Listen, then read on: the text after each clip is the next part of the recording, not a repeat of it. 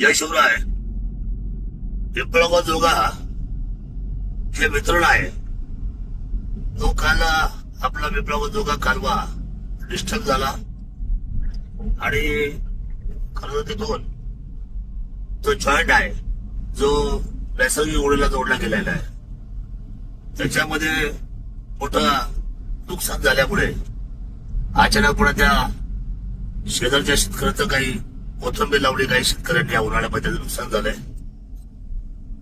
मी बाहेरगावी आहे. माझे मित्र सन्मान्य कैलाजी वाळून यांच्यावर मी 20 वर्ष आम्ही काम करतो.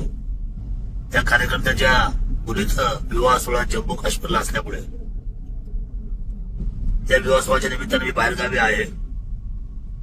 आणि त्याचबरोबर उन्हाळ्या आवर्तनामध्ये या दारुणा प्रकार लक्षात घेऊन मी तालुक्याचे तहसीलदारांना विनंती करतो की आपण त्या भागाची पाहणी करून झालेल्या शेतकऱ्याच्या नुकसानाचा तातडीने पंचनामा करावा.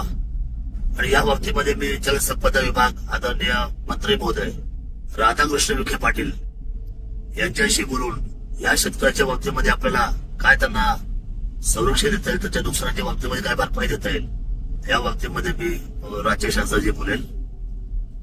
पाणी यावर्षी चांगलं आहे, पाण्याचं आवर्तन व्यवस्थित होत आहे.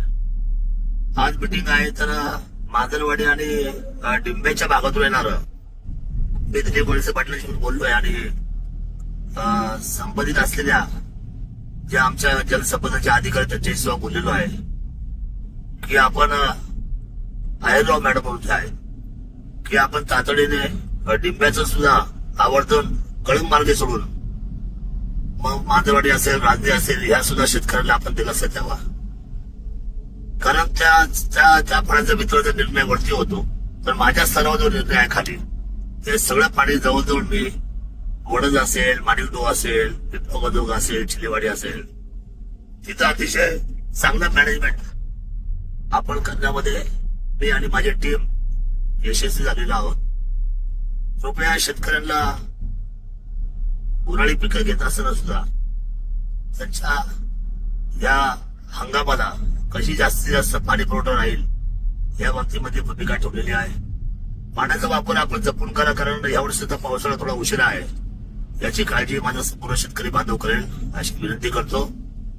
आणि तहसीलदारांना पुन्हा आदेश करतो की आपण ज्या परिसरामध्ये नुकसान झालेलं आहे त्या बाबतीमध्ये पंचनामे करून घ्यावे.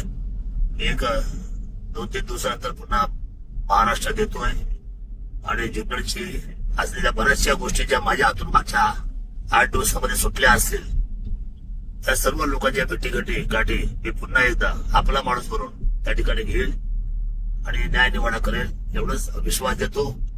आपल्या सर्वांसाठी पुन्हा एकदा सांगतो की आपण निश्चित राहा. मी सतर्क आहे आणि आपल्या बरोबर आहे. जय शिवराय.